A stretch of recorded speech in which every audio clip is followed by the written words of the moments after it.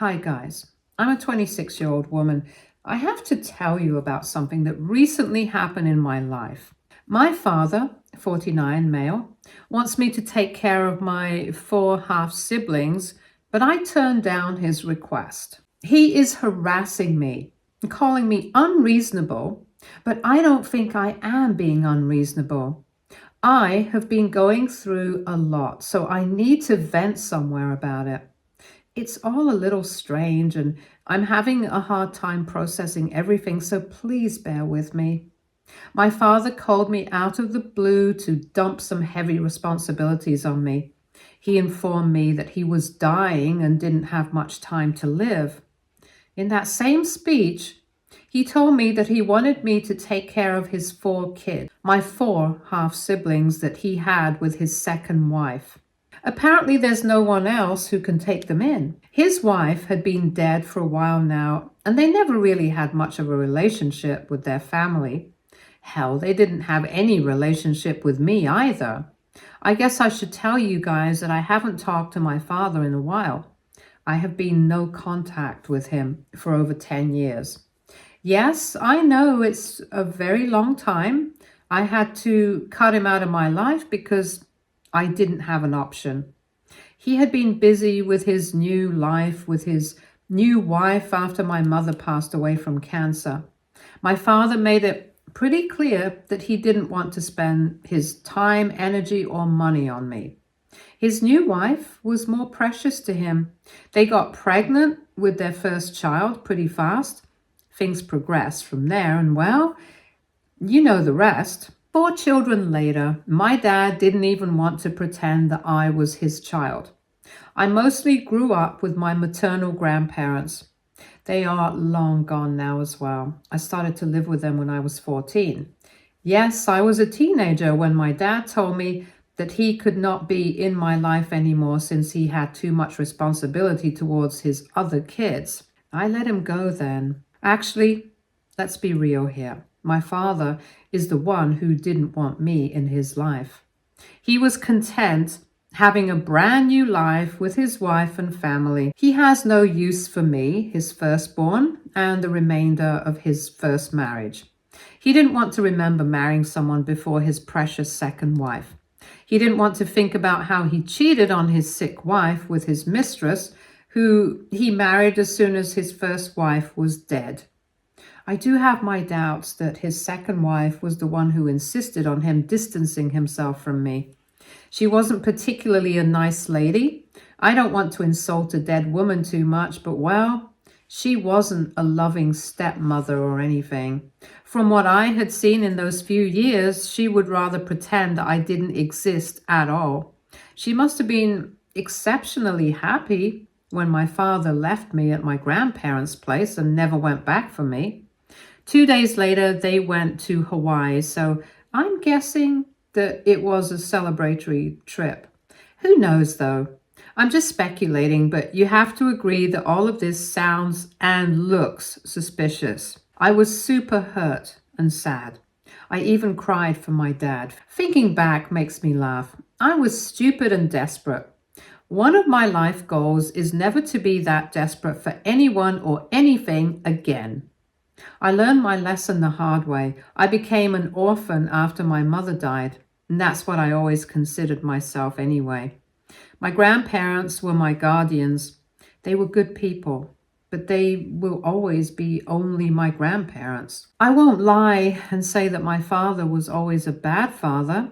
He had been pretty decent, although a little emotionally absent towards me. I didn't mind because that's how it had always been. My mom more than made up for my father's emotional absence. I guess my father decided to up his game and become physically absent as well, so that he didn't have to take over mom's role.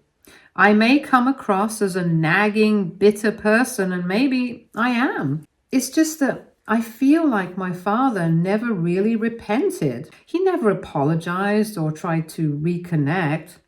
He just dropped me out of his life and pretended that I never existed. Now he wants me to be his other children's parent. It's just so unfair. Still, I am being called selfish and unfeeling by some of my paternal relatives and even some friends. I know that the kids are blameless here, but I really don't want to step in and be their guardian. I would rather have that part of my life stay in the dark. For the past few days, I've been feeling a little conflicted about all this. All the bitter feelings about the past are not helping the situation at all. Also, my father is still sending me messages and voicemails trying to convince me to take his kids in. I am so exhausted right now that I don't know what to do. Internet strangers, help me out a little. Tell me what you think of my situation. I would like some unbiased opinions here. Ultimately, it is my life and I will do what I decide, but I would really appreciate some perspective on this situation. Just going to hop by and answer some questions and address some false assumptions. Some of you seem to think that my father is going to set me up financially so that I would be able to take care of my half siblings. That's not the case at all. He is still going to leave everything to his kids while I get nothing. He made sure I knew that so that there wouldn't be any confusion.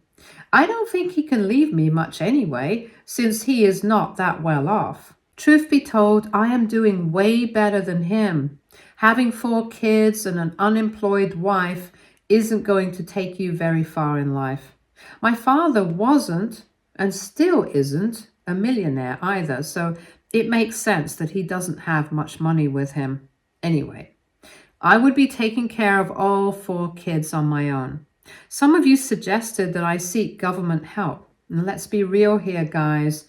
Government funding won't be enough for the kids anyway.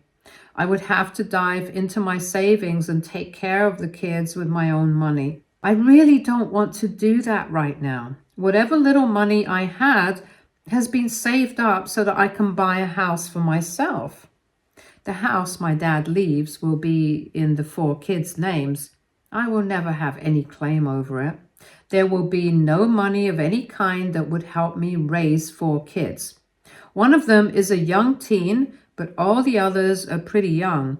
I actually have doubts that I am financially capable of raising all 4 kids at all. We will have to see about that. Also, I have no interest in reconciling with my father at this point.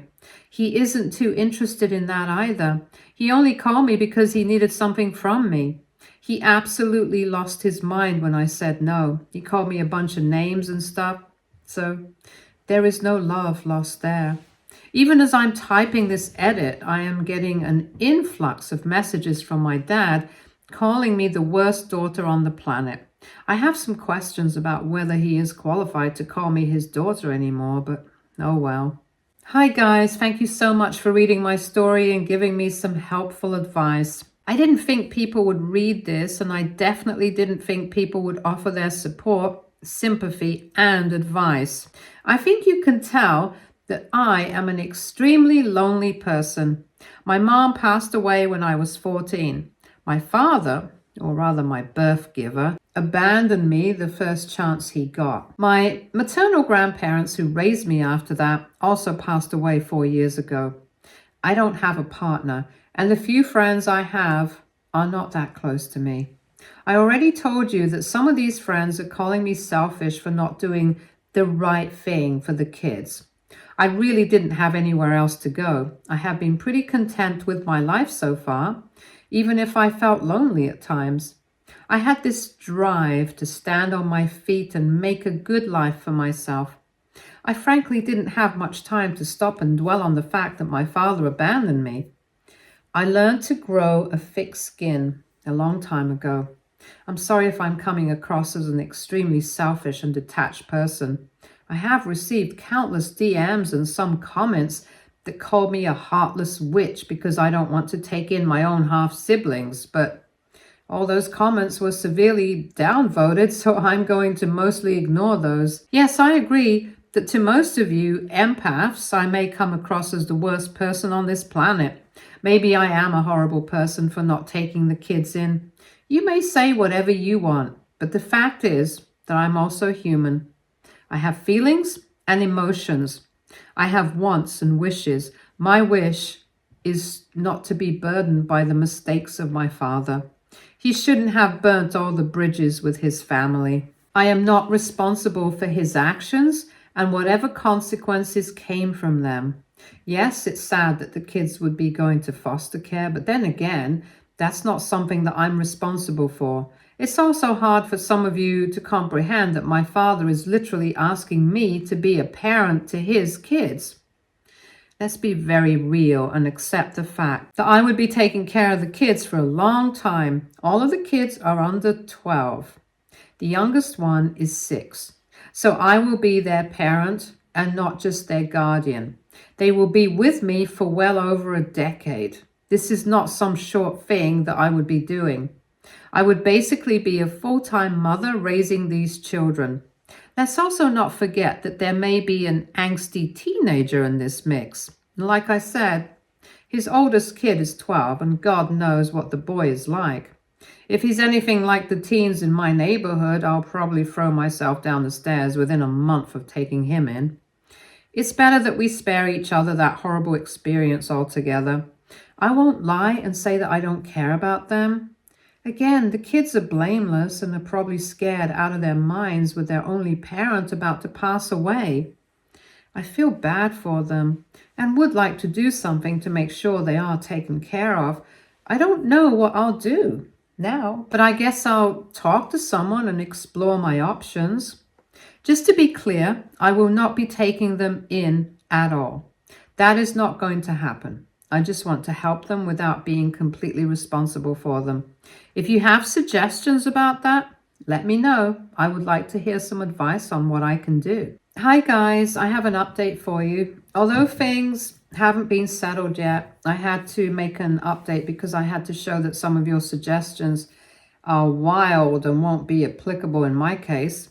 2 days ago, a caseworker showed up at my door. I don't have to give you any guesses about why the caseworker was there.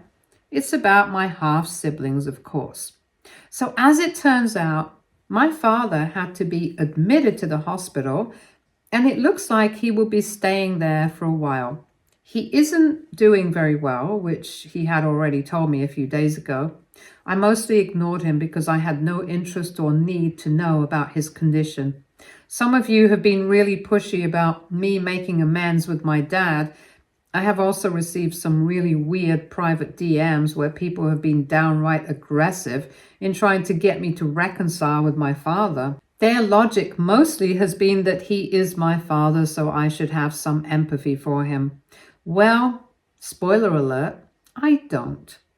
You guys need to stop reading fairy tales and stuff because that isn't going to happen here. People in my DMs and some of them in the comments have been trying to scare me by saying that I will regret not reconciling with my father once he passes away. Yeah, that's not happening either. He probably doesn't have long, and I still don't have any wish to see him. Also, I think some of you haven't been reading my post properly because I already said that my father isn't interested in reconciling with me either. He just wants to dump his kids on me so that he can still pretend to be a good dad by making sure that he has someone to care for his kids. I'm not sure how he planned to explain that his eldest kid hadn't even seen him in a decade and had absolutely no relationship with his other kids. For the record, I was completely open to having a relationship with my half-siblings, but Dad shut that down even before my first half-sibling was born. I had tried telling my father that I wanted to have a relationship with his kid, but he said that he and his wife weren't comfortable with that and didn't want to confuse their child about who I am and why I don't live with him. Basically, they didn't want to look like villains when my half-siblings would ask why their eldest sister wasn't even in the picture. Anyway, sorry for going off track a little. I really thought I should put this out there because I am honestly tired of these texts painting me as a villain. So back to the caseworker. With my father in the hospital, someone who grew up and needed to take up the custody of the kids because they obviously can't be left alone. My father graciously gave CPS my name and told them all about how I was going to be the kids' guardian when he passed. So a caseworker showed up at my door and actually had the kids with her as well. When she told me what was going on, I straight up informed her about my situation and that I had repeatedly told my father that I wouldn't take care of his children. The caseworker actually sympathized with me, but said that this was going to be a problem because there was literally no one else to look after the kids. The CPS worker also didn't want to leave the kids with me because she understood that I was a literal stranger to them, and they confirmed it too. They were taken to one of my father's friends. I spoke to the caseworker later because I wanted to help the kids somehow, and I found out some interesting stuff. So even if my father named me as the legal guardian of the kids, there's no way they would allow all 4 kids to stay with me. I have 0 experience in raising children and definitely don't have the means to look after all of them. So yeah, those of you saying that I should be a bigger person, turns out I can't. Not going to lie, but it did make me relieved. But again, I felt bad for the kids. I told the caseworker that I was open to the kids reaching out so that we could build a relationship. I mean, if my father isn't going to be there anymore, who will stop us from having a relationship? Sorry if I sound cruel, I'm just stating facts. The caseworker is a really nice lady, so she is going above and beyond to help. It's really nice to see that not all caseworkers are uncaring and nonchalant about these things. I haven't heard back anything from the kids yet, and I'm not being too hopeful. It looks like there isn't much I can do to help them, but maybe there is a chance that the oldest kid would reach out. My father is still texting me, calling me names though. He's getting really crappy with the progress of his disease. I'm still ignoring him, but sometimes the name calling is becoming too much. I don't know how much longer he can keep up though, since his health isn't the best right now. We will have to wait and see, I guess. If anything changes or happens, I will for sure make an update. You won't believe what happened a few days ago. I was extremely excited and wanted to be here sooner, but I got caught up with a few things. I know I kept you waiting, but I really had some pressing issues to take care of. So a lot of you were rooting for me and really prayed that my half-siblings would want to connect with me out of their own will. I didn't mention it in my last post, but I was desperately hoping about that too. I don't know, guys. All these weeks made me really think about what life could have been like if I, at least, had a relationship with my half-siblings. I already told you guys I'm a lonely woman and don't have much family left on either side. I really started to crave a relationship with my half-siblings. A lot of you had encouraged me to try and reach out to them to see if they were interested in building a relationship. I did want that, which was why I asked the caseworker to talk to the kids on my behalf. She did keep her promise and talk to the kids. Just 5 days ago, my half-brother Jamie, 12, male, reached out to me. He has his own phone and the caseworker had given him my phone number. He didn't call, but left a message. I can't describe in words how happy I felt when I read those messages. We exchanged a few texts, but they were nothing interesting. It was just Jamie saying that he wanted to meet up with me and talk. I immediately agreed and we arranged a meeting. He's staying with my father's friend who turned out to be a nice man. He brought Jamie to meet me because he was unsure about me. Yeah, he didn't know about my father's eldest kid until CPS got involved. The man was as spooked as the kids were. Anyway, Jamie and I met up and talked. I had predicted that he didn't even know I existed. My father had pretty much gone no contact with me and my maternal side before Jamie was born. His own parents are dead, and he doesn't have any siblings, so there was no one to tell Jamie that I existed. He vaguely knew about our father being married before, but didn't know anything beyond that. Jamie said that he had been feeling pretty spooked ever since our father started to tell him and the other siblings about how they had a big sister who would take care of them. Jamie doesn't have any social media, so he couldn't really look me up. He had been downright scared of me until he saw me on the day CPS came knocking at my door. In his words, I seemed okay-ish, but a little panicked and edgy. That one actually made me laugh. We talked about a lot of things, actually. My father's friend, Sam, 52, male, also had some questions of his own that I happily answered. He is a decent man, and my siblings love him a lot. Sam seemed really pissed off at my father after hearing the whole story from me. Jamie wanted to know it too, which is why I didn't really lie about what happened. I spared some details that might upset him, and I didn't want him to think that our father abandoned me for him. I simply told Jamie that our father didn't want to be in my life and refused to allow me to know him and the kids. Jamie got pretty quiet when he heard that. We didn't talk about the issue anymore because I didn't want to upset him. We did talk about meeting up again and agreed to have a relationship. He also said that he would gently introduce me to the other kids since they were younger. Jamie didn't want to spook them, which is why he had come alone. From what I have seen, he's a pretty mature kid for his age. I take back everything I said about teenage boys before. Jamie is way different than the ones I see. I'm kind of suspecting that he has been looking after the other kids for a while. I didn't pry too much because this was the first meeting, but I will ask him about it later. Right now, we talk on the phone every day and kind of keep each other updated on our daily lives. Jamie doesn't talk about our father, and neither do I. Sam and I talked separately on the phone as well. He will be looking after the kids for the time being, but he cannot be in charge of them permanently. He has a disabled wife at home, so she can't exactly handle 4 kids while also looking after his wife. Sam will try to convince my father to give up some information about the kids' maternal family members so that we can reach out to them and see if they want to take the kids. As far as I knew, they had been pretty active in my father's and his second wife's lives. I don't know what happened or why my father doesn't want them to have custody and stuff. That's something Sam and I are trying to figure out.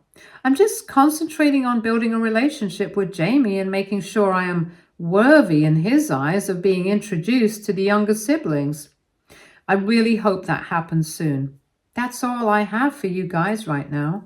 I know that many of you have been mad at me. I'm going to sincerely apologize for being a horrible person who doesn't come back with updates soon. I'm so sorry it took me so long to write this update. I won't lie and say that I didn't have time.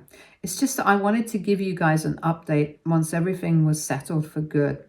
I know that it's been months already, but I promise you will like to know how things are right now. Let me just start from where I left off. Jamie and I kept talking while I also coordinated with Sam to find the kids' maternal family. After weeks of searching, we caught a break when we found a cousin who seemed related to Jamie's mom. We sent her a message on Facebook and prayed to the heavens that she would reply. Our hunch was absolutely correct. The cousin got us in touch with Jamie's mom's parents. They're not on social media, which was why we couldn't really find them. I didn't know them that well anyway, since I only saw them at my father's house one time. I wasn't even invited to their wedding. They seemed like nice people, even though I had met them just once. Anyway, we reached out to them and they agreed to take the kids in. They are in their 60s, but are healthy and wealthy enough to be able to care for the kids. We were also able to get the whole story from them about why they hadn't even been considered. Turns out, my father and his wife cut them off before their youngest child was born. It was some petty property dispute and was just a ridiculous reason for my dad and his wife to cut them out. Apparently, they wanted the grandparents to buy them a new house because the old one wasn't comfortable enough to raise 4 kids. The grandparents refused and were told that they had no access to the family for the foreseeable future. Hell, they weren't even allowed at Jamie's mom's funeral because my father held that grudge. I have no words to tell you how disgusted I was with that man. And I was right about Jamie. He was sort of being parentified by both my father and his wife. They kept having kids and kept ignoring the ones they already had, while also expecting the older kids to take care of the younger ones. Looks like my father and his second wife were a match made in hell. The kids my father abandoned me for didn't even have a good relationship with him because he didn't bother to fulfill his responsibilities as a parent. Things were so bad that none of the kids were interested in visiting our father at the hospital. He kept asking for them, but no one went. Jamie was exceptionally mad at his father for what he did to me. He's too young to understand parentification, so his anger is solely on the fact that our father hid me from them. He was also unhappy about his maternal grandparents being kept away from him and his siblings. Jamie had been asking our father and his mother why they couldn't visit their grandparents anymore. They simply said that the grandparents moved away and didn't want to visit or talk to them anymore. I can't believe how heartless my father and his second wife had been. I wish I had known all this sooner, because I would have stepped in for sure. I'm trying to make up for it now. Dad is already out of the picture. I guess it's my way of saying that he has already passed away.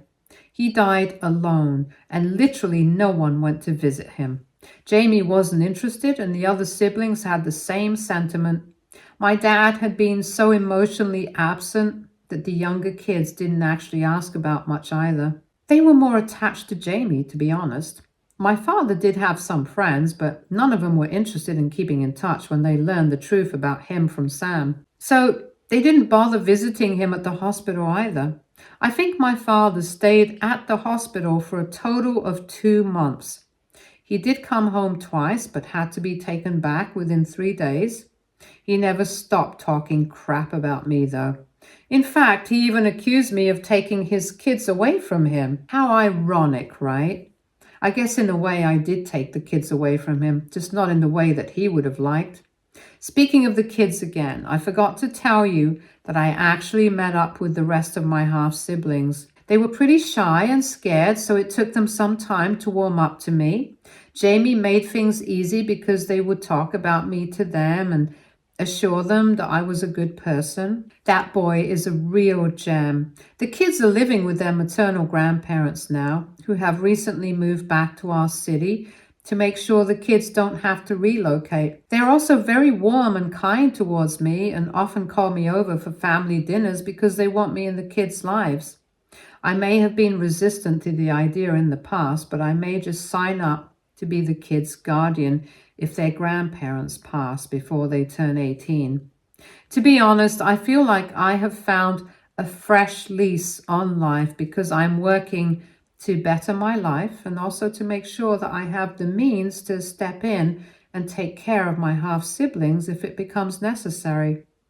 I am glad that I got to have a relationship with them, and I'm going to cherish this for the rest of my life. Stay tuned for more stories from Argo Relationships.